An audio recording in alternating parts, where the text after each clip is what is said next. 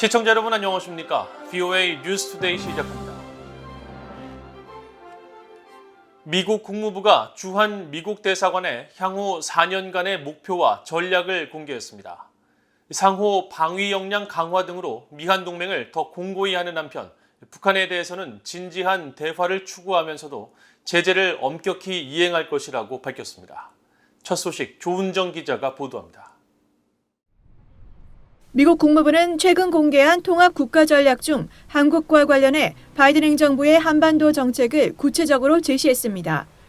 주한 미국 대사관이 4년간 집중할 이 전략의 첫 번째 목표는 상호 방위 역량 강화 등을 통한 미한 동맹 공고화입니다. 이어 판도를 바꾸기 위한 북한의 역량 추구 위협을 감수하기 위해 한국과 협력해야 할 필요가 있으며 한반도의 완전한 비핵화 목표를 향해 진지하고 지속적인 대화를 계속한다는 바이든 행정부의 방침을 다시 한번 확인했습니다. 또 한반도의 완전한 비핵화와 항구적인 평화 구축을 위해 유엔 제재를 계속 엄격히 이행할 것이며 이는 북한이 다른 길을 선택하도록 하는데 대단히 중요하다고 강조했습니다. 제재를 이행하지 않으면 북한의 핵 미사일 개발과 무기 확산 활동이 국제 평화와 안보를 계속 위협한다는 것입니다. 통합 국가 전략은 또 미한 동맹에 대한 양국 국민의 지지 유지를 목표로 제시하고 북한은 미한 동맹에 대한 일부 정치적 사상적 반대를 악화시키려고 시도했다고 경계했습니다. 그러면서 동맹에 대한 국민적 지지를 유지하지 못하면 궁극적으로 주한미군 철수 압박으로 이어져 영내 미국 안보 정책의 핵심 축을 약화시킬 수 있다고 밝혔습니다.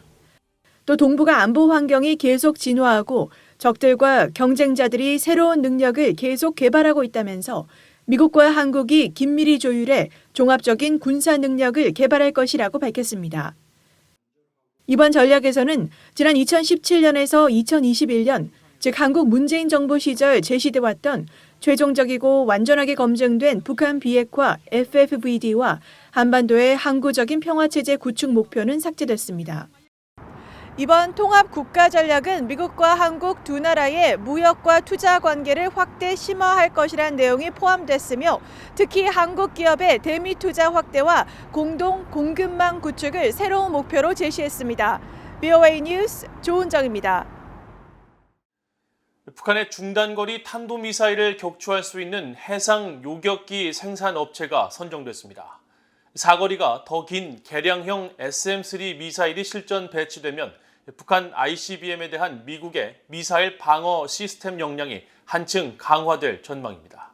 박동정 기자가 전해드립니다. 미국 국방부 산하 미사일 방어청은 운용할 수 있는 해상 요격기 SM-3 미사일을 생산하기 위해 미국 방위산업체인 레이시온사와 계약을 체결했다고 발표했습니다. 특히 8억 6,700만 달러 상당의 이번 계약은 미국 해군이 중단거리 탄도미사일을 파괴할 수 있는 방어무기 역량을 갖추게 할 것이라면서 이지스 무기 시스템에서 발사된 SM-3 블록 2A는 이전 세대의 SM-3나 이지스 무기 시스템과 비교해 상당히 개선된 것으로 영내 탄도미사일 요격 능력을 제공할 것이라고 강조했습니다. 존 힐 미사일 방어청장은 SM-3 블록 2A의 생산과 배치가 전투원을 포함해 미군과 동맹국을 보호하는 데 향상된 탄도미사일 방어 역량을 제공할 것이라며 이번 계약은 이지스 무기 시스템의 중요한 이정표라고 말했습니다.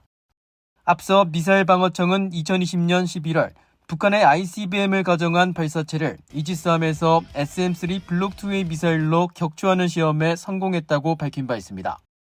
북한의 탄도미사일은 기존 미사일보다 고도가 높은 로프티드 궤적으로 발사되면 낙하 속도가 정상 각도 발사 때보다 더 빨라지기 때문에 기존 요격 미사일을 이용한 대응이 어렵습니다. 하지만 최신 SM-3는 사거리가 최대 2,500km로 기존 미사일보다 2배 이상 확장됐으며 속도는 마하 16에서 18에 이르러 로프티드 방식으로 발사된 북한의 탄도미사일 대응에 적합하다는 평가를 받고 있습니다. 이와 관련해 군사 전문가인 랜드 연구소의 브루스 베넷 선임 연구원은 미국이 최신 SM-3를 생산해 배치함으로써 미국 본토에 대한 추가 방어 역량이 강해질 것이라고 밝혔습니다. Well, I think the key here is that North Korea is trying to make it look like they can threaten the U.S. The U.S. has interceptors that it bases in Alaska and in California to deal with that threat. But adding the SM-3s in addition gives the U.S. an extra level of defense.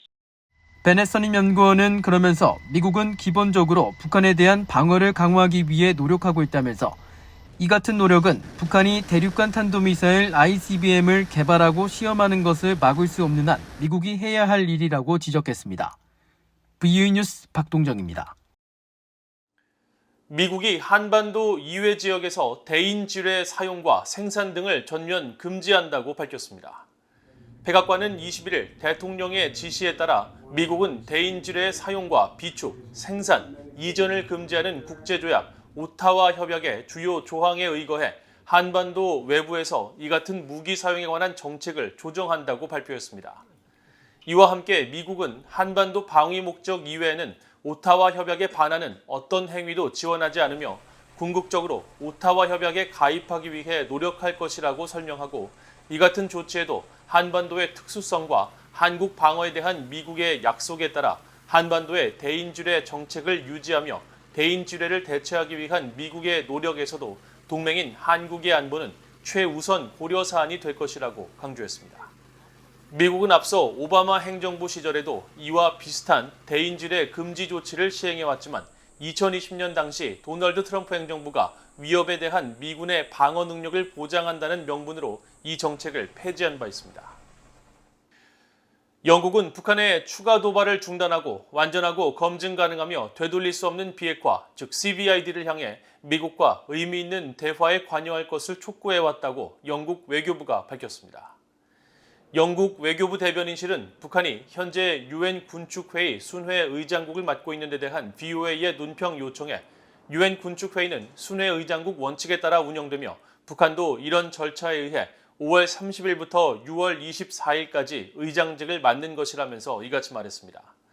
그러면서 영국은 한반도의 평화 보장에 전념하고 있고 북한이 탄도미사일 시험을 확대하는 것에 대해 여전히 매우 우려하며 또 UN 안보리 상임이사국으로서 다른 이사국들과 함께 북한의 UN 제재 위반과 불법 활동에 대한 우려를 계속 제기하고 있다고 덧붙였습니다.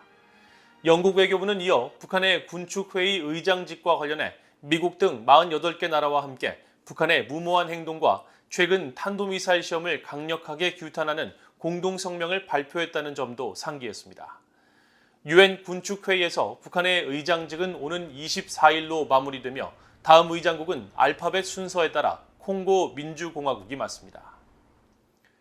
윤석열 한국 대통령이 3년 전 탈북 어민 북송 사건의 진실에 대해 조사가 필요하다고 밝힌 데 대해 미국 내 인권 전문가들은 국제법과 한국 헌법 위반 사건을 바로잡는 일이라며 상세한 조사 결과를 공개해야 한다고 강조했습니다.